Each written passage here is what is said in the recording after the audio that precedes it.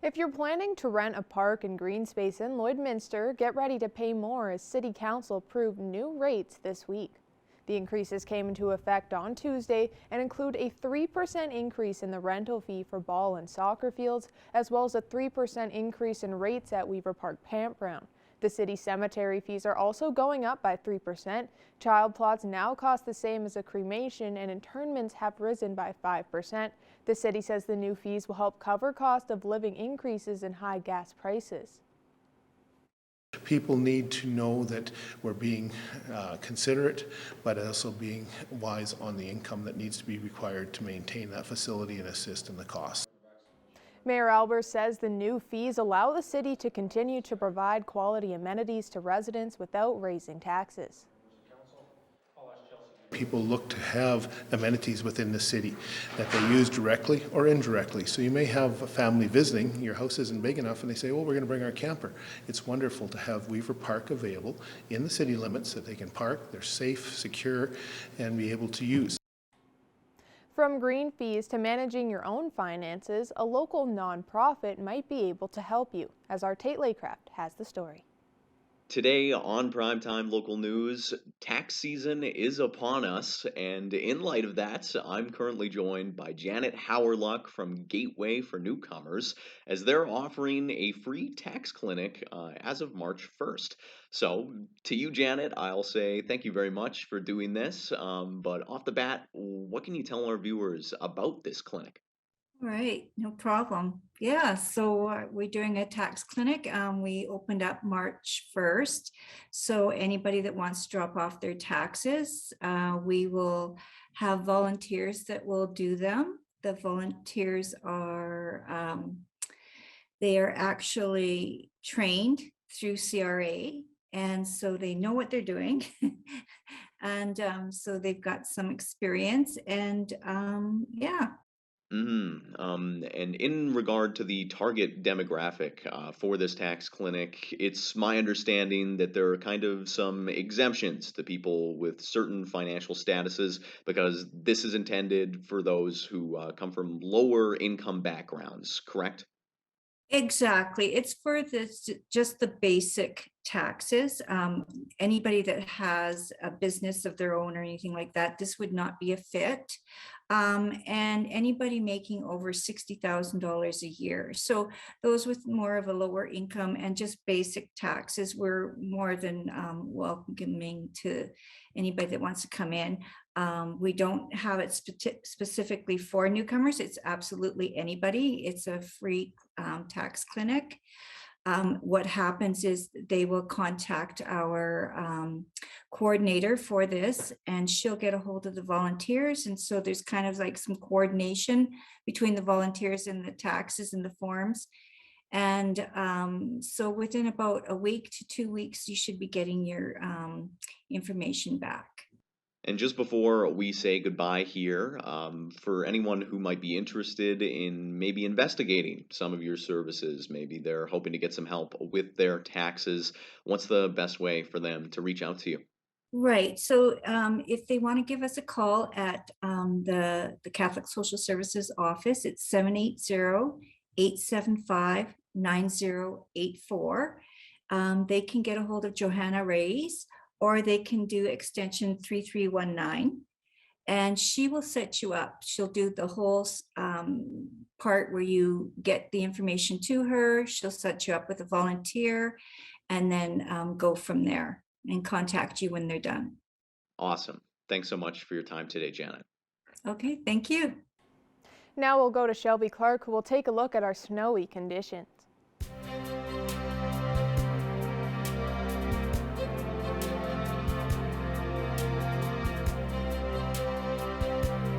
Thanks so much, Jasmine. Yes, taking a first look at your weather forecast. If you're outside whatsoever, you saw the amount of snow that we have been getting throughout the day. But if you did wipe off your vehicle or even touch the snow whatsoever, you could feel that it was very fluffy and light. So it is going to be a little bit easier to travel, but still be careful out there on those roads because the road conditions have worsened over the day. But we are sitting at -10 right now. With that wind chill, it does feel slightly cooler, sitting around -20. So hopefully everybody's also trying to stay warm and bundle up and stay warm outside.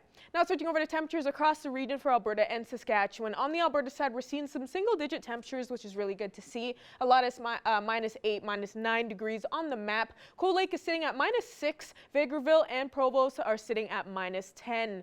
Now switching over to the Saskatchewan side, they are seeing some kind of the same temperatures as the Alberta side. Usually they do see some slightly cooler temperatures, but they have been seeing those single digits with lots of -9s on the side here. -7 in Green Lake and Pearson, while Isle Cross is at -8. And down in Macklin and North Battleford, they're slightly a couple degrees cooler with -11 in Macklin, and North Battleford is sitting at -10.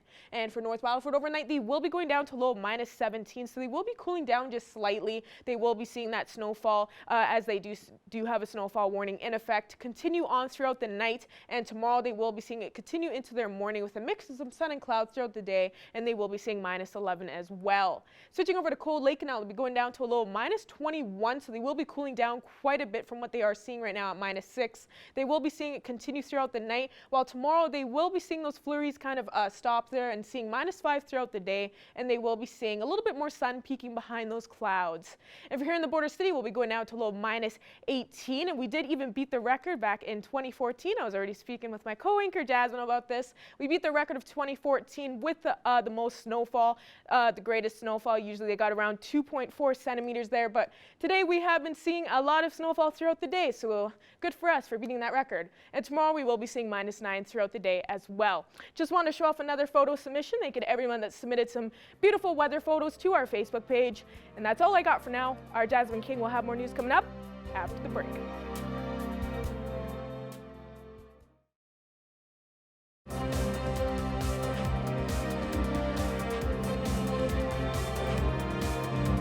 The Canadian bluegrass band, the Slocan Ramblers, comes to Lloydminster in 2 weeks. Rolling Green Fairways will be hosting the event and offering dinner with the show. Our Nicole Gruber has more. The Canadian band, the Slogan Ramblers, are coming to Lloydminster in 2 weeks, and the Rolling Green Fairways Golf Club is hosting this event. I'm joined here today with Heather Walker, the general manager, to talk more about this event coming up and what can be expected. Thank you so much, Heather, for joining us here today. Yeah, for sure. Thanks for having me. So first, do you mind telling us a little bit more about this event and what will be going on? I think we're all ready for a little bit of live music, an opportunity for everybody to get out. We're excited that all restrictions have been lifted. So while we will still be, cognizant of and continuing with our, upping our cleaning protocols and making it a safe environment, we are looking forward to not having to ask anybody about their vaccination status. We're, looking forward to opening our doors to people who can just come in and enjoy themselves and have a good time. So live music has been, I think missed by a lot of people over the last couple of years. And I was presented with the opportunity to welcome the Slocan Ramblers to Lloydminster. They are in the middle of their, they just started their Western tour. Western Canadian tour here about a week ago in BC, and we're happy to be a stop on that tour for them. They are releasing a new album, so this is giving them the opportunity to showcase that album. And of course, because we are always wanting to do anything food-based, we thought dinner and a show would be a great option for people, but also understanding people can't make it for supper or just want the ticket to be a little bit more affordable or what have you. That there is a show only aspect as well. So Saturday, March 12th, our doors will open at 5:30 for those of us joining, or for those people joining us for dinner. We'll have cocktails, appetizers. We'll have a full bar open, then available to people to purchase whatever they would like. From that bar, dinner will go from 6:30 until 7:30, and at 7:30 is when ticket only or show only tickets can come in, and we'll have little bistro tables and some seating available for them. And then the show will go on at 8. So we're looking forward to welcoming them. They are a traditional roots grounded bluegrass, very energetic trio of fellas that are from Ontario originally, and I think they're really excited to get back on the stage, and we're excited to welcome them and hope that the people of Lloydminster are interested and excited to see them as well. So there are a few different ticket options that are available. Do you mind going through what those ticket options are and where people can go to get those? If you're comfortable with a computer, the easiest way to get a ticket is to go online to rollinggreen.ca, go to our store, and it's got its own page. It's called the Slocan Ramblers, a page there right on our store. If you want to know a little bit more about the evening, the timeline, if you want to check out the bio for the band, if you want to check out the awards that they've received in the last couple of years, some pictures, that kind of thing, you can check out our events page of our website, again, rollinggreen.ca, go to the events calendar, click on March 12th, and all the information will be there. There'll also be a link from there to go and buy or purchase your tickets. So if you want to know a little bit more, can't remember all the details, go to our events page first. And then there's an easy link there to go ahead and purchase your tickets from there. We also, if you're not, there is deal purchasing an entire full table of 8. If you're not purchasing, there's also a question at the end. If you're comfortable being grouped with other people, or if not, we'll keep you completely at your own separate tables to allow for that social distancing if that's what people are still comfortable with. So yeah, more information, hit up our website, the events calendar, easy link to purchase. If you don't love doing the online thing, please just give me a call. Or email info@rollinggreen.ca, and we'll get back to you right away. We can run that through for you right from the golf course as well. So is there anything else that you would like to mention about this event? I hope people are interested in seeing a different style, seeing a little bluegrass with a lot of energy. Support these guys on their tour. They will have some albums and some stuff for sale as well at the show. So yeah, we look forward to seeing people and getting some live music back on our stage. So thank you so much for doing this interview with me today. Yeah, for sure. Thanks, Nicole. I appreciate it a lot. One local previously fit this category, but as Evan Kenny reports, he didn't just change his diet, he changed his whole mentality. The process started back in 2014.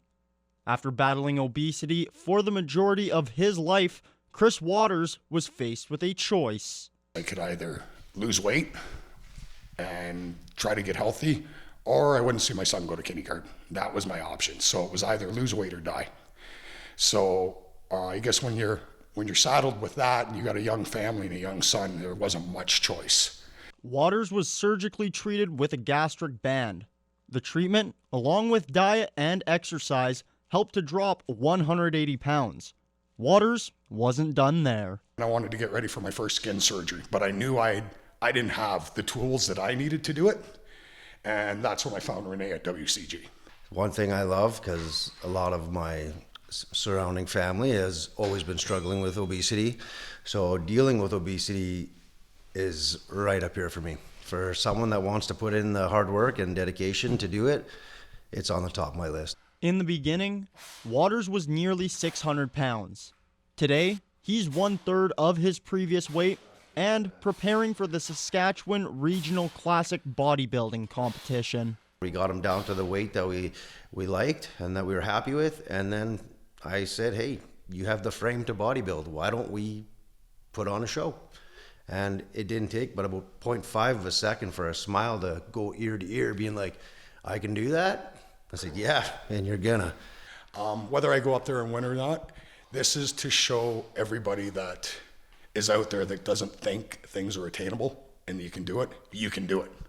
2014, I was a 600-pound man. 2022, I'm stepping on stage. 2 more. 4 more. Attaboy. Obesity, to get a handle of it, 60% of it is physicality, 40% of it is mental. What went wrong in my life? What was I missing in my life to rely on food? Now, I look back through the past, I dealt with drug addictions, and I beat those, been clean 25 years, so I never thought you had a problem. And then I realized for the last 10, 15 years, I was using food as that cover-up. So you have to look at the mental side of it too. You have to really dig deep within yourself. So there's a lot of soul searching. For me, the gym, a healthy lifestyle, the goals that I'm trying to achieve are what keep me going every day. Waking up and looking at my family, because theoretically by now I should have been dead. While Waters has his eyes on the podium come May 14th, it's not the be-all, end-all. That's ultimately what I want to do, is be able to help other obese people to achieve their goals. Not saying to get on stage or, you know what I mean, bodybuild or anything else like that. But after being years of obese and not liking what you see in the mirror, that first time that you can step in front of that mirror and actually like what you see changes your life. Evan Kenny, Primetime Local Sports. And now for another look at this evening's forecast, we go to Shelby Clark.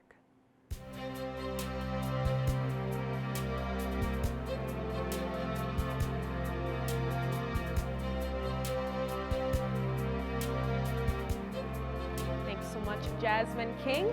Now taking another look at your weather forecast, we'll be starting off with the central region, a look at what temperatures we are seeing right now, especially on the Alberta side here. We are still seeing those single-digit temps still at the moment, so this is really good. We are seeing some warmer temperatures here, so hopefully we are moving more into spring, you know, a little bit sooner rather than later. But we are sitting at -8 in Edmonton, and Athabasca is at -8 as well. Red Deer is at -9, -7 in Rocky Mountain House and Whitecourt. Edson is right in the middle there at -5 degrees, and Jasper's beating out all of us again, seeing that 2-degree mark. Now switching over to our Saskatchewan side here, they are seeing some slightly cooler temperatures compared to the Alberta side, but not too bad. -10 in North Battleford, as well as here in the border city still, and Prince Albert. Middle Lake is at -9, as well as in Saskatoon, and Melfort is just seeing -13, while Cold Lake is sitting at -6. Now going over to our northern region to see what they are looking at right now, they are seeing some nice warmer temperatures as well, so they are kind of matching up with us in the central zone. Lots of -9s on the map here. -8 in Stony Rapids, while Uranium City and Flin Flon are at -7, -10 in South End and La Ronge. Now switching over to this end here, they are seeing some warmer temperatures once again. We all are mostly seeing those single-digit points, so I think we're all pretty happy to see these temperatures. -5 in Slave Lake and Fort McMurray. Peace River is at -4, -3 in Grand Prairie and High Level, and Fort Chipon is sitting at -7. And now going over to our southern region now, they are looking slightly cooler, but they are matching up with us once again, so it seems like all of us in southern, northern, and central zone are kind of twinning and everything. Lethbridge and Calgary at -7, -9 in Medicine Hat, while Banff is at -2, and Coronation is slightly cooler, just seeing -11. Now switching over to this end here, most spots are seeing -9 degrees at the moment. Moose Jaw is at -8, and Kindersley is just hitting that -10 mark. And now we're going to be looking at what we will expect across the region for temperatures in the evening and overnight tonight. We will be cooling down quite a bit. As you know, we still have that snowfall warning in effect for most spots across the region. So of course we will be seeing those flurries continue on. Provost will be seeing a low of -18, while Wainwright will be seeing a low of -20, as well as in Bonnyville, a low of -21 that Murnum will be seeing.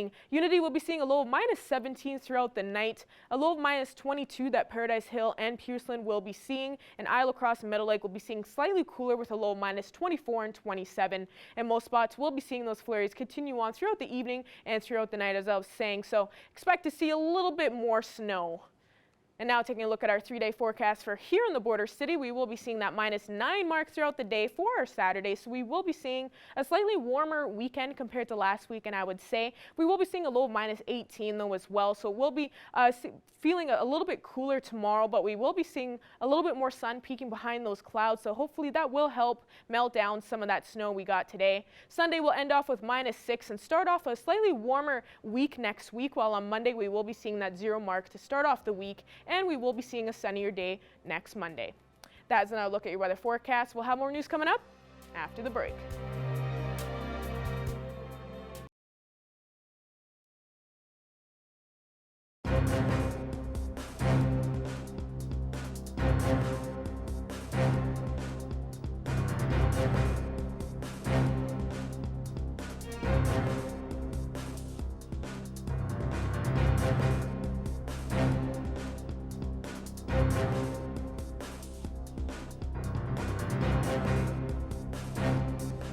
I'm joined now by author W.L. Hawken, and for our viewers who may not know too much about you or your writings, could you just give us a little bit of information into your background?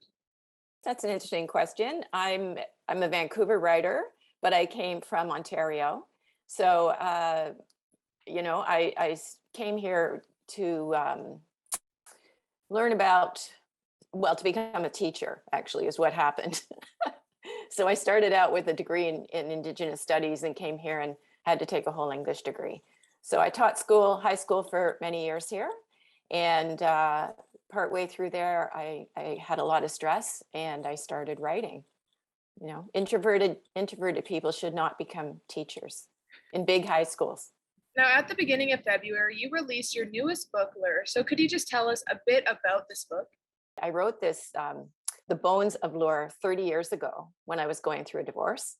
And so I think in some ways it's about my desire for freedom and adventure. But at the same time, I was also just starting my degree at Trent University in Ontario in Indigenous Studies.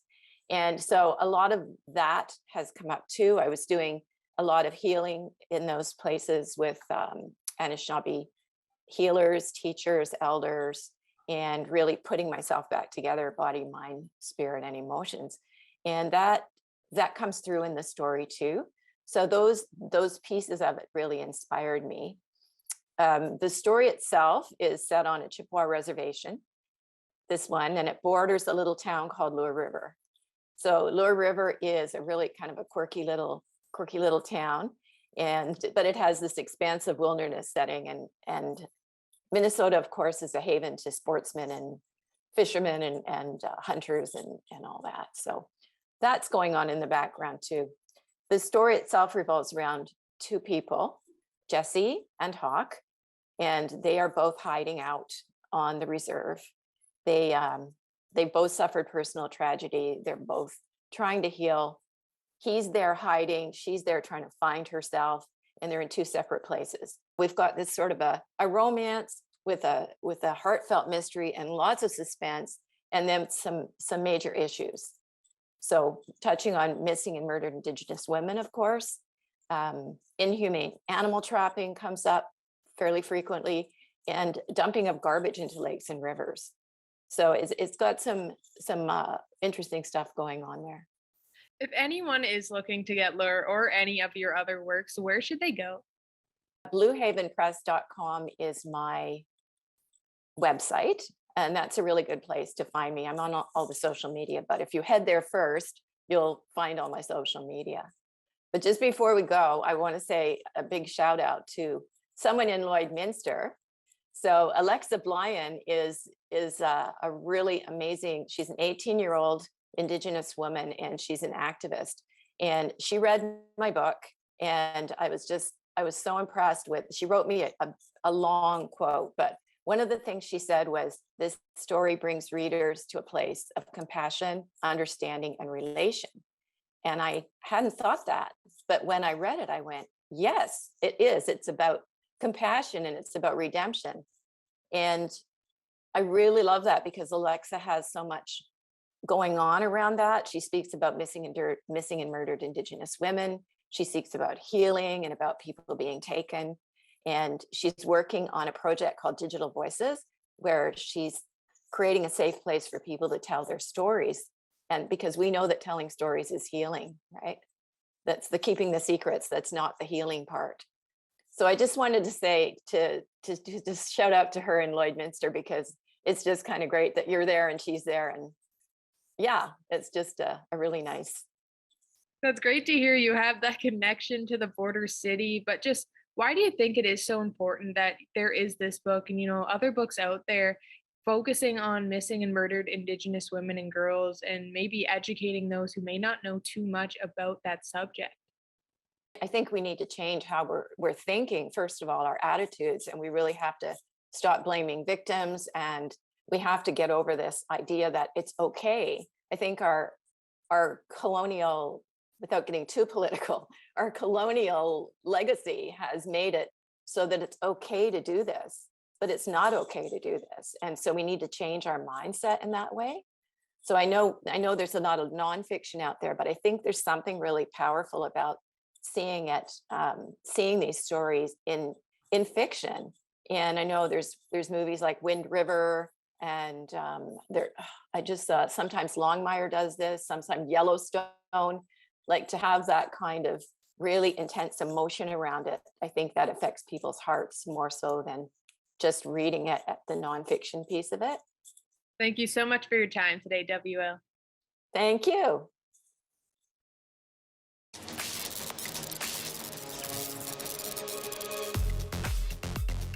We've been fortunate to have some fresh snow this week, so that is great news for the Paradise Hill Community Center fundraising snowmobile rally. It's set to go tomorrow, and the trail, 75 kilometers, goes into the Bronson Forest, an absolutely great trail to take with your family, with your friends, and supporting a great cause as well. Plus, there's going to be door prizes, there's going to be a 50-50 and more. If you want to get registered, it's $25 a person. Ghost riders are available. You can get more details online at paradisehillcommunitycenter.com.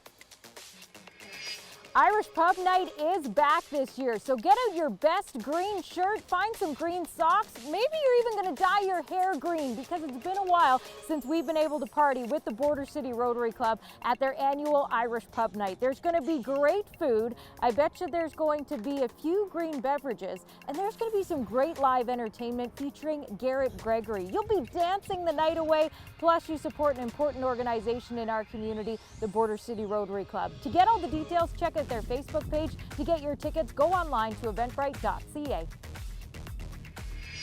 And now is the time for you to get your team together and get registered for the Race of Vermilion. It's coming up on Saturday, March the 19th.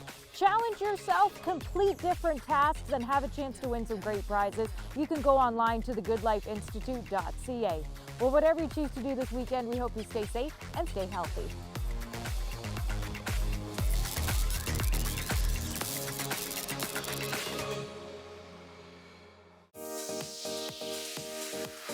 What's Happening is brought to you by Northern Factory Workwear, Circle Drive East, Saskatoon, and Highway 17 South, Lloydminster.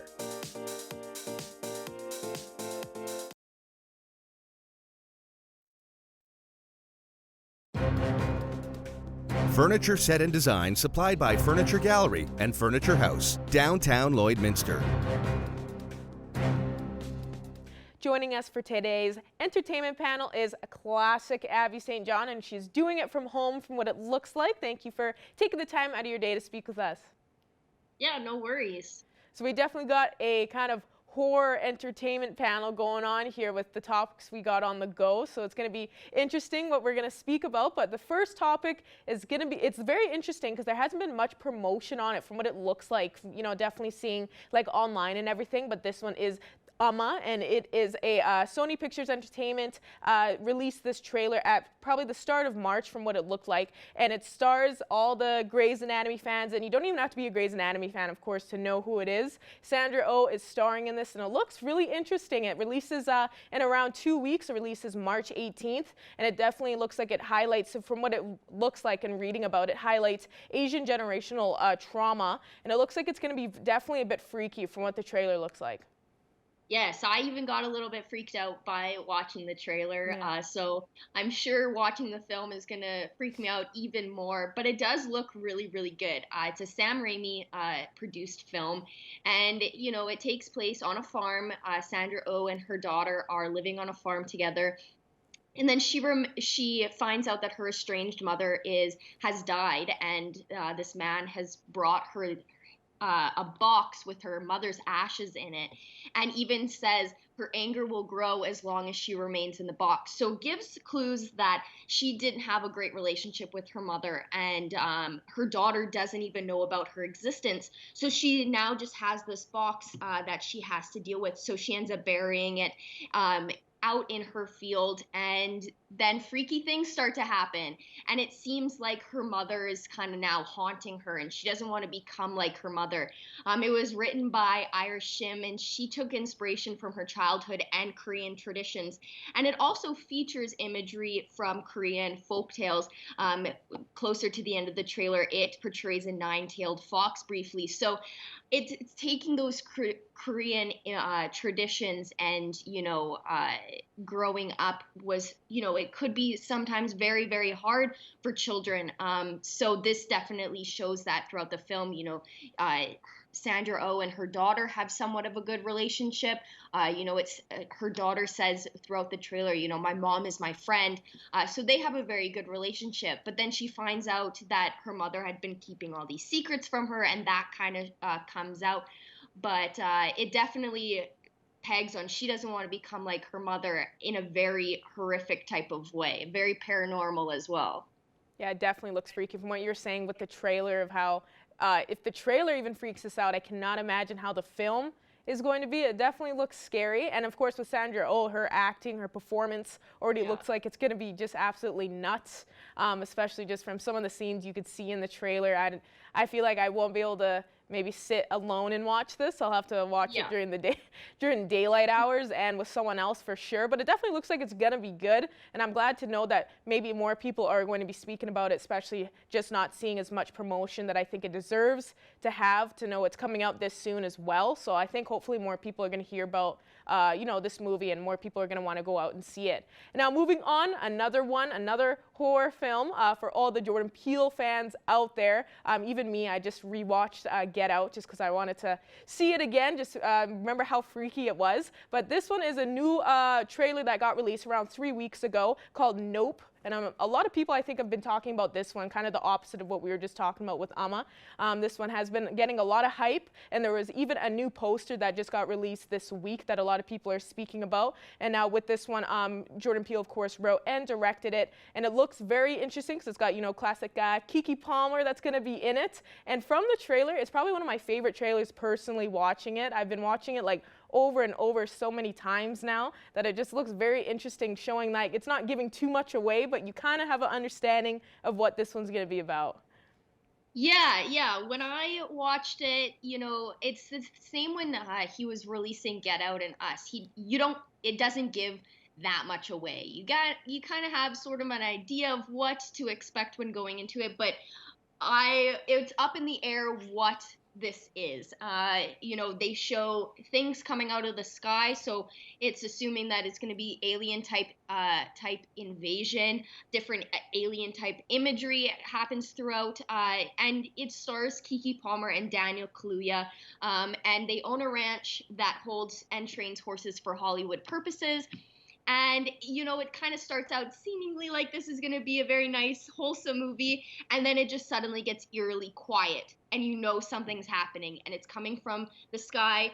So you have that alien type of feel to it. Different types of creatures that we briefly see throughout the trailer. You don't get a full picture of what they look like. But it's definitely going to be creepy. It's definitely going to be freaky, just like Get Out and Us, but in its own way. I didn't see Get Out, but I saw Us, and that really freaked me out. I can't watch that movie alone. I can't barely even watch it, even though I've seen it, because it just freaks me out. I think Jordan Peele is gonna go down as one of those horror directors really down in history, because he's doing some amazing things with the horror genre in general. So he's got a twisted I think mind. This is going to just add to his category of fantastic movies.